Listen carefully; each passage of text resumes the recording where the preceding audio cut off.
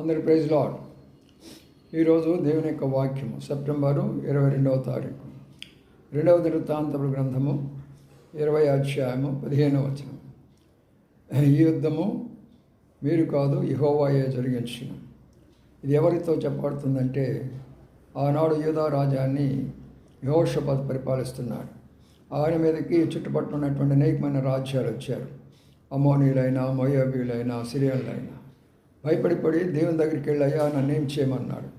అప్పుడు దైవ సేవకుడు ద్వారా, ప్రవక్త ద్వారా మాట సెలవిచ్చాడు.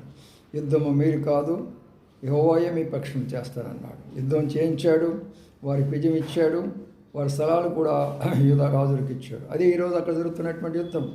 మన యొక్క జీవితాలు కూడా ఆత్మీయ యుద్ధాలు జరుగుతాయి.